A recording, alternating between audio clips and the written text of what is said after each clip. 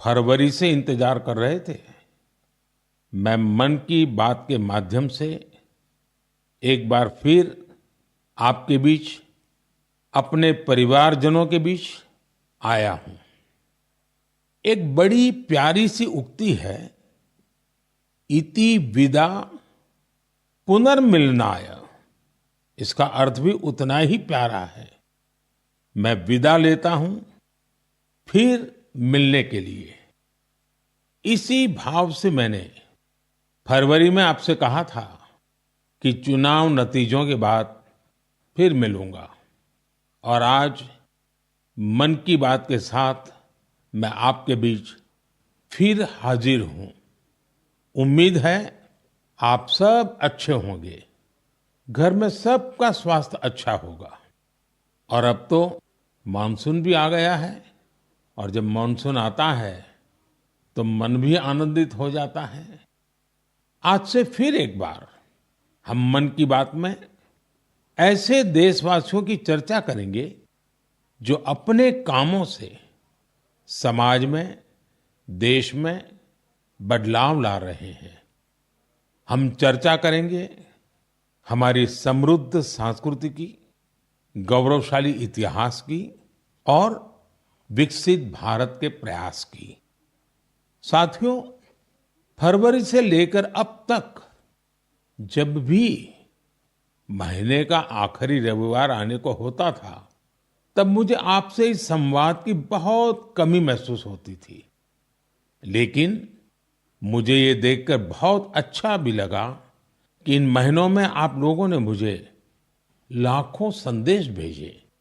मन की बात रेडियो प्रोग्राम भले ही कुछ महीने बंद रहा हो, लेकिन मन की बात का जो स्पिरिट है, देश में, समाज में हर दिन अच्छे काम, निस्वार्थ भावना से किए गए काम, समाज पर पॉजिटिव असर डालने वाले काम निरंतर चलते रहे। चुनाव की खबरों के बीच निश्चित रूप से मन को छू जाने वाली ऐसी खबरों पर आपका ध्यान गया होगा। साथियों, मैं आज देशवासियों को धन्यवाद भी करता हूं कि उन्होंने हमारे संविधान और देश की लोकतांत्रिक व्यवस्थाओं पर अपना अटूट विश्वास दोहराया है। 24 का चुनाव दुनिया का सबसे बड़ा चुनाव था। दुनिया के किसी भी देश में इतना बड़ा चुनाव कभी नहीं हुआ, जिसमें 65 करोड़ लोगों ने वोट डाले हैं। मैं चुनाव आयोग और मतदान की प्रक्रिया से जुड़े हर व्यक्ति को इसके लिए बधाई देता हूं। मेरे प्यारे देशवासियों, आज 30 जून का यह दिन बहुत ही महत्वपूर्ण है। इस दिन को हमारे आदिवासी भाई बहन हूल दिवस के रूप में मनाते हैं। यह दिन वीर सिद्धो कान्हू के अदम्य साहस से जुड़ा है, जिन्होंने विदेशी शासकों के अत्याचार का पुरजोर विरोध किया था। वीर सिद्धो कान्हू ने हजारों संथाली साथियों को एकजुट करके अंग्रेजों का जी जान से मुकाबला किया। और जानते हैं ये कब हुआ था? ये हुआ था 1855 में। यानी ये 1857 में भारत के प्रथम स्वतंत्रता संग्राम से भी 2 साल पहले हुआ था। तब झारखंड के संथाल परगना में हमारे आदिवासी भाई बहनों ने विदेशी शासकों के खिलाफ हथियार उठा लिया था। हमारे संथाली भाई बहनों पर अंग्रेजों ने बहुत सारे अत्याचार किए थे। उन पर कई तरह के प्रतिबंध भी लगा दिए थे। इस संघर्ष में अद्भुत वीरता दिखाते हुए वीर सिद्धो और कान्हू शहीद हो गए।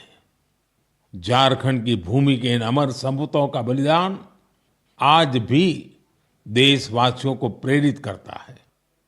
आइए सुनते हैं संथाली भाषा में इन्हें समर्पित एक गीत का अंश।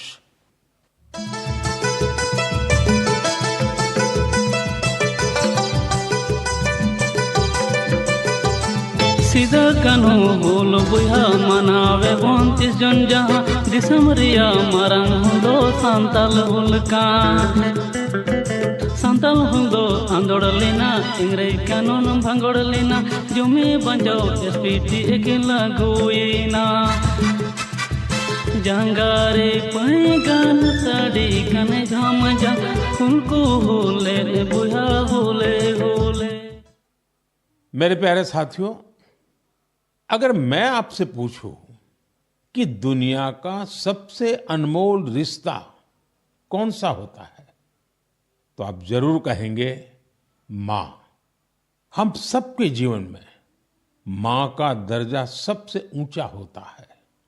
मां हर दुख सहकर भी अपने बच्चे का पालन पोषण करती है। हर मां अपने बच्चे पर हर स्नेह लुटाती है। जन्मदात्री मां का ये प्यार हम सब पर एक कर्ज की तरह होता है, जिसे कोई चुका नहीं सकता। मैं सोच रहा था, हम मां को कुछ दे तो सकते नहीं, लेकिन और कुछ कर सकते हैं क्या? इसी सोच में से इस वर्ष विश्व पर्यावरण दिवस पर एक विशेष अभियान शुरू किया गया है। इस अभियान का नाम है एक पेड़ मां के नाम। मैंने भी एक पेड़ अपनी मां के नाम लगाया है। मैंने सभी देशवासियों से, दुनिया के सभी देशों के लोगों से ये अपील की है कि अपनी मां के साथ मिलकर या उनके नाम पर एक पेड़ जरूर लगाएं। और मुझे ये देखकर बहुत खुशी है कि मां की स्मृति में या उनके सम्मान में पेड़ लगाने का अभियान तेजी से आगे बढ़ रहा है। लोग अपनी मां के साथ या फिर उनकी फोटो के साथ पेड़ लगाने की तस्वीरों को सोशल मीडिया पर साझा कर रहे हैं। हर कोई अपनी मां के लिए पेड़ लगा रहा है, चाहे वो अमीर हो या गरीब, चाहे वो कामकाजी महिला हो या गृहिणी। इस अभियान ने सबको मां के प्रति अपना स्नेह जताने का समान अवसर दिया है। वो अपनी तस्वीरों को #PlantForMother और #एक पेड़ मां के नाम इसके साथ साझा करके दूसरों को प्रेरित कर रहे हैं। साथियों, इस अभियान का एक और लाभ होगा। धरती भी मां के समान हमारा ख्याल रखती है। धरती मां ही हम सबके जीवन का आधार है। इसलिए हमारा भी कर्तव्य है कि हम धरती मां का भी ख्याल रखें। मां के नाम पेड़ लगाने के अभियान से अपनी मां का सम्मान तो होगा ही होगा, धरती मां की भी रक्षा होगी। पिछले एक दशक में भारत में सबके प्रयास से वन क्षेत्र का अभूतपूर्व विस्तार हुआ है।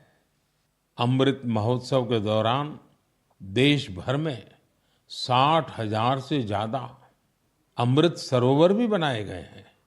अब हमें ऐसे ही मां के नाम पर पेड़ लगाने के अभियान को गति देनी है। मेरे प्यारे देशवासियों, देश के अलग अलग हिस्सों में मानसून तेजी से अपना रंग बिखेर रहा है और बारिश के इस मौसम में सबके घर में जिस चीज की खोज शुरू हो गई है वो है छाता। मन की बात में आज मैं आपको एक खास तरह के छातों के बारे में बताना चाहता हूं। ये छाते तैयार होते हैं हमारे केरला में। वैसे तो केरला की संस्कृति में छातों का विशेष महत्व है।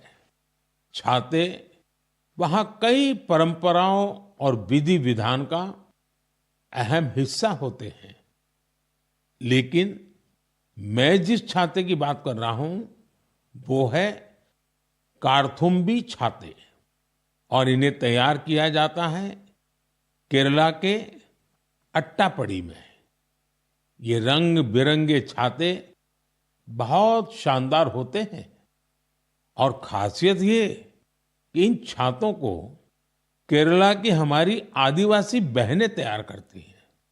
आज देश भर में इन छातों की मांग बढ़ रही है। इनकी ऑनलाइन बिक्री भी हो रही है। इन छातों को वट्टालक्की सहकारी कृषि सोसाइटी की देखरेख में बनाया जाता है। इस सोसाइटी का नेतृत्व हमारी नारी शक्ति के पास है। महिलाओं के नेतृत्व में अट्टापडी के आदिवासी समुदाय ने एंटरप्रेन्योरशिप की अद्भुत मिसाल पेश की है। इस सोसाइटी ने एक बैम्बू हैंडीक्राफ्ट यूनिट की भी स्थापना की है। अब ये लोग एक रिटेल आउटलेट और एक पारंपरिक कैफे खोलने की भी तैयारी में है। इनका मकसद सिर्फ अपने छाते और अन्य उत्पाद बेचना ही नहीं है, बल्कि ये अपनी परंपरा, अपनी संस्कृति से भी दुनिया को परिचित करा रहे हैं। आज कार्थुम्बी छाते केरला के एक छोटे से गांव से लेकर मल्टीनेशनल कंपनियों तक का सफर पूरा कर रहे हैं। लोकल के लिए वोकल होने का इससे बेहतरीन उदाहरण और क्या होगा। मेरे प्यारे देशवासियों, अगले महीने इस समय तक पेरिस ओलंपिक शुरू हो चुके होंगे। मुझे विश्वास है कि आप सब भी ओलंपिक खेलों में भारतीय खिलाड़ियों का उत्साह बढ़ाने का इंतजार कर रहे होंगे। मैं भारतीय दल को ओलंपिक खेलों की बहुत बहुत शुभकामनाएं देता हूं। हम सबके मन में टोक्यो ओलंपिक की यादें अब भी ताजा हैं। टोक्यो में हमारे खिलाड़ियों के प्रदर्शन ने हर भारतीय का दिल जीत लिया था। टोक्यो ओलंपिक के बाद से ही हमारे एथलीट्स पेरिस ओलंपिक की तैयारियों में जी जान से जुटे हुए थे। सभी खिलाड़ियों को मिला दे तो इन सब ने करीब 900 इंटरनेशनल कंपटीशन में हिस्सा लिया है। ये काफी बड़ी संख्या है। साथियों, पेरिस ओलंपिक में आपको कुछ चीजें पहली बार देखने को मिलेगी। शूटिंग में हमारे खिलाड़ियों की प्रतिभा निखर कर सामने आ रही है। टेबल टेनिस में मेन और विमेन दोनों टीमें क्वालिफाई कर चुकी हैं। भारतीय शॉटगन टीम में हमारी शूटर बेटियां भी शामिल है। इस बार कुश्ती और घुड़सवारी में हमारे दल के खिलाड़ी उन कैटेगरीज में भी कम्पीट करेंगे जिनमें पहले वे कभी शामिल नहीं रहे। इससे आप ये अनुमान लगा सकते हैं कि इस बार हमें खेलों में अलग लेवल का रोमांच नजर आएगा। आपको ध्यान होगा, कुछ महीने पहले वर्ल्ड पारा एथलेटिक्स चैंपियनशिप में हमारी बेस्ट परफॉर्मेंस रही है। वहीं चेस और बैडमिंटन में भी हमारे खिलाड़ियों ने परचम लहराया है। अब पूरा देश ये उम्मीद कर रहा है कि हमारे खिलाड़ी ओलंपिक्स में भी बेहतरीन प्रदर्शन करेंगे। इन खेलों में मेडल्स भी जीतेंगे और देशवासियों का दिल भी जीतेंगे। आने वाले दिनों में मुझे भारतीय दल से मुलाकात का अवसर भी मिलने वाला है। मैं आपकी तरफ से उनका उत्साहवर्धन करूंगा। और हाँ, इस बार हमारा हैशटैग चीयर फॉर भारत है। इस हैशटैग के जरिए हमें अपने खिलाड़ियों को चीयर करना है, उनका उत्साह बढ़ाते रहना है। तो मोमेंटम को बनाए रखिए। आपका ये मोमेंटम भारत का मैजिक दुनिया को दिखाने में मदद करेगा। मेरे प्यारे देशवासियों, मैं आप सभी के लिए एक छोटी सी ऑडियो क्लिप प्ले कर रहा हूं। रेडियो क्वेट FM 93.3 से हिंदी शो नमस्ते कुवैत।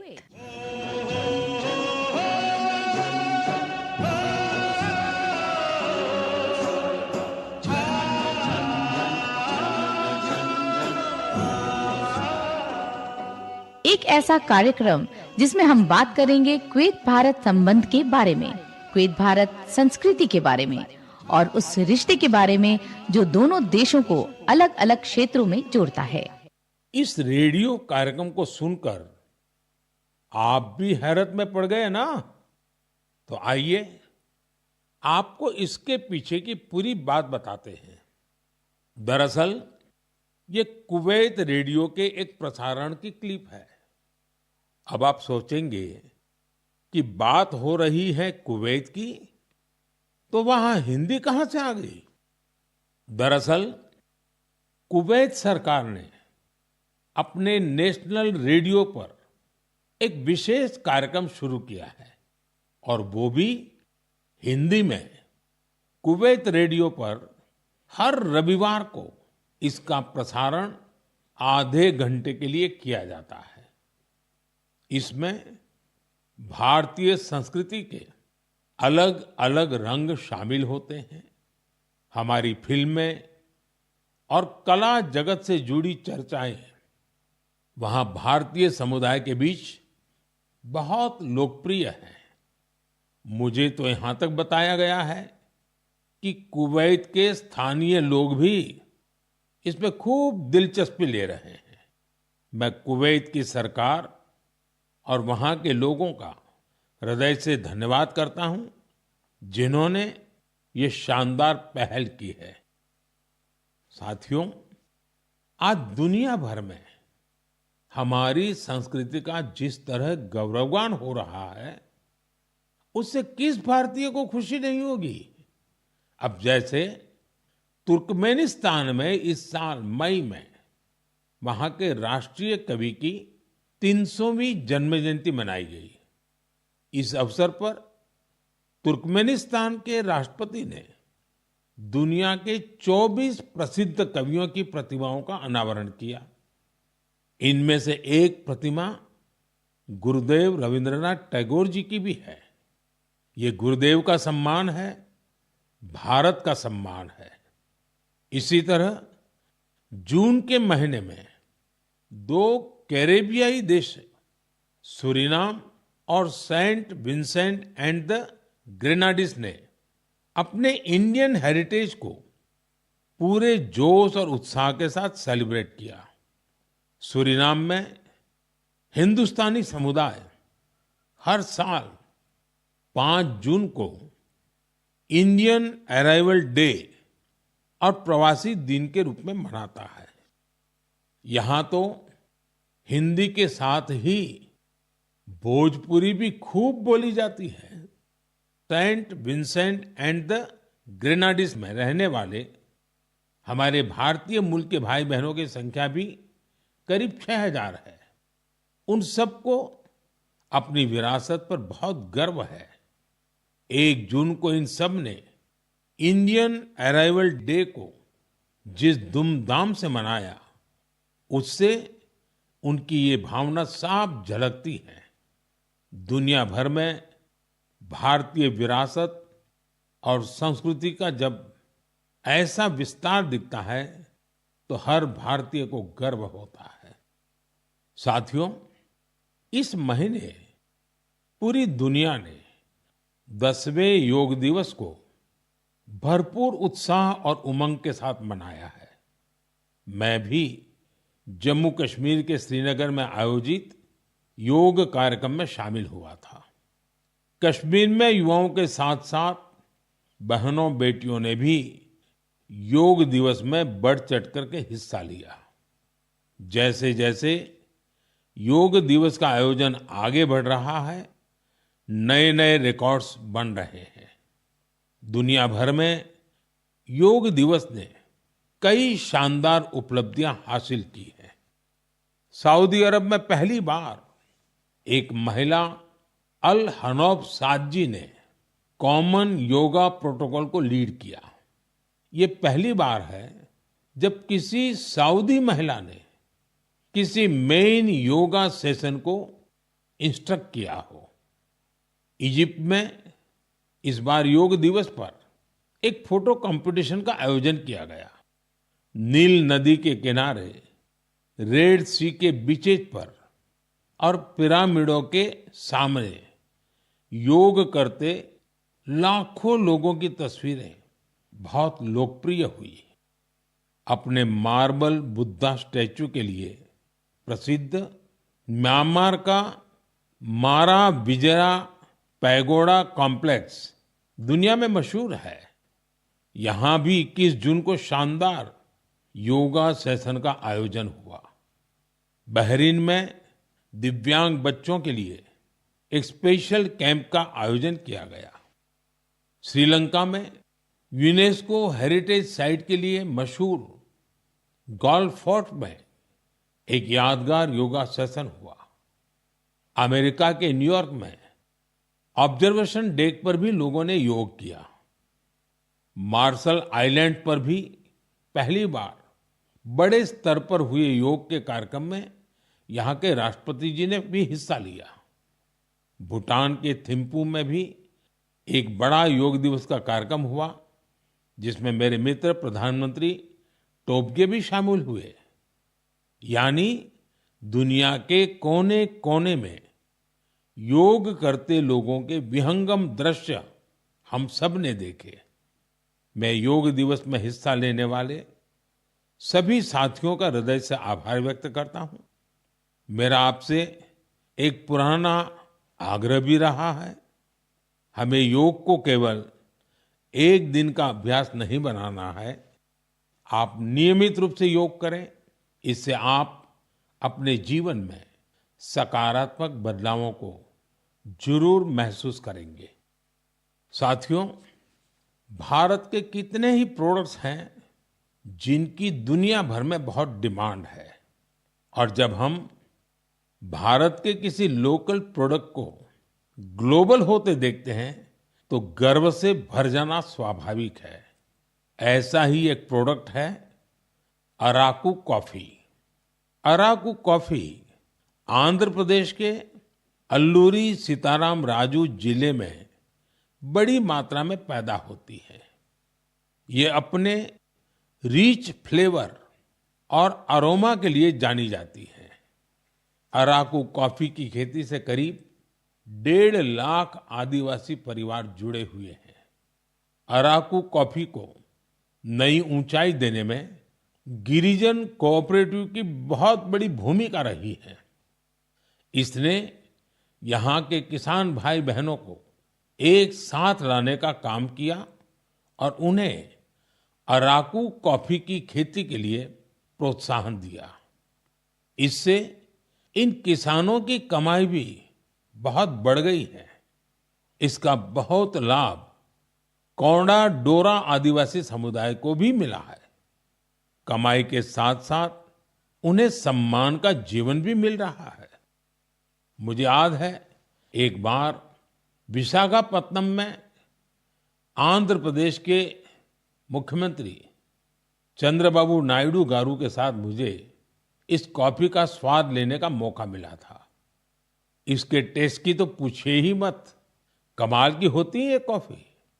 अराकू कॉफी को कई ग्लोबल अवार्ड्स मिले हैं। दिल्ली में हुई G20 समिट में भी कॉफी छाई हुई थी। आपको जब भी अवसर मिले आप भी अराकू कॉफी का आनंद जरूर लें।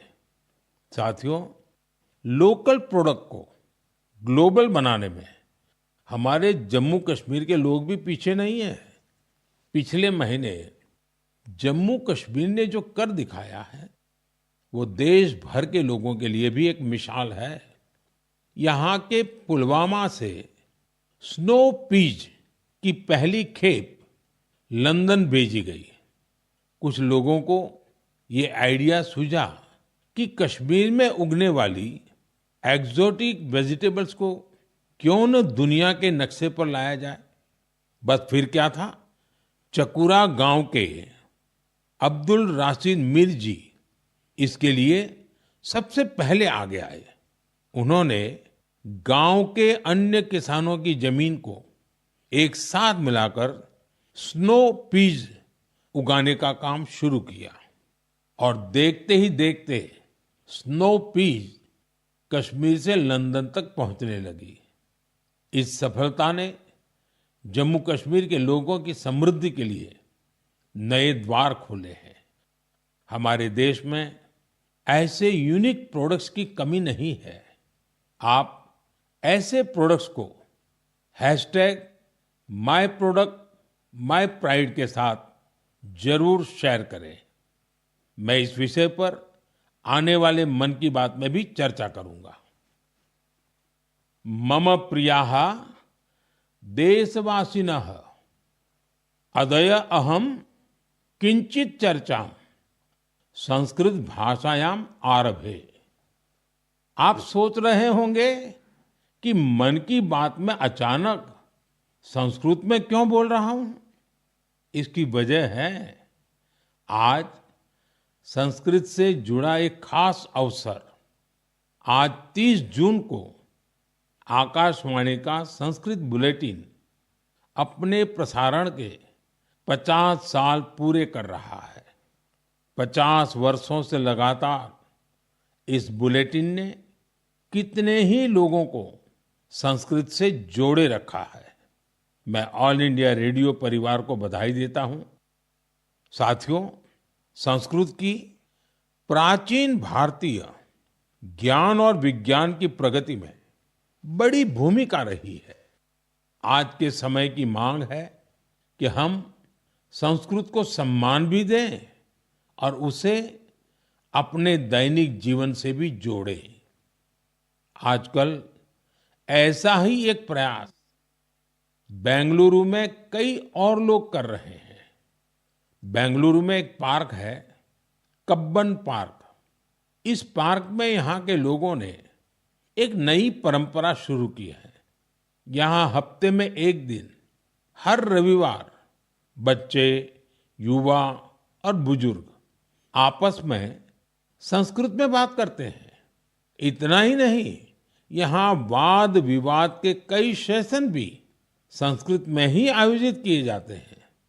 इनकी इस पहल का नाम है संस्कृत वीकेंड।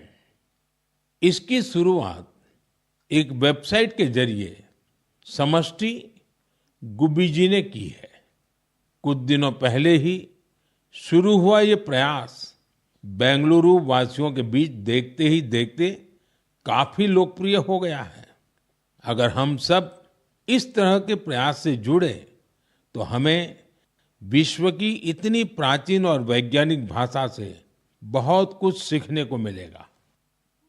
मेरे प्यारे देशवासियों, मन की बात के इस एपिसोड में आपसे जुड़ना बहुत अच्छा रहा। अब ये सिलसिला फिर पहले की तरह चलता रहेगा। अब से एक सप्ताह बाद पवित्र रथ यात्रा की शुरुआत होने जा रही है। मेरी कामना है कि महाप्रभु जगन्नाथ की कृपा सभी देशवासियों पर सदैव बनी रहे। अमरनाथ यात्रा भी शुरू हो चुकी है और अगले कुछ दिनों में पंढरपुर वारी भी शुरू होने वाली है। मैं इन यात्राओं में शामिल होने वाले सभी श्रद्धालुओं को शुभकामनाएं देता हूं। आगे कच्छी नववर्ष, आषाढ़ी बीज का त्योहार भी है। इन सभी पर्व त्योहारों के लिए भी आप सभी को ढेर सारी शुभकामनाएं। मुझे विश्वास है कि पॉजिटिविटी से जुड़े जन भागीदारी के ऐसे प्रयासों को आप मेरे साथ अवश्य शेयर करते रहें। मैं अगले महीने आपके साथ फिर से जुड़ने की प्रतीक्षा कर रहा हूं। तब तक आप अपना भी, अपने परिवार का ध्यान रखिए। बहुत बहुत धन्यवाद। नमस्कार। You the news as it unfolds. We get to the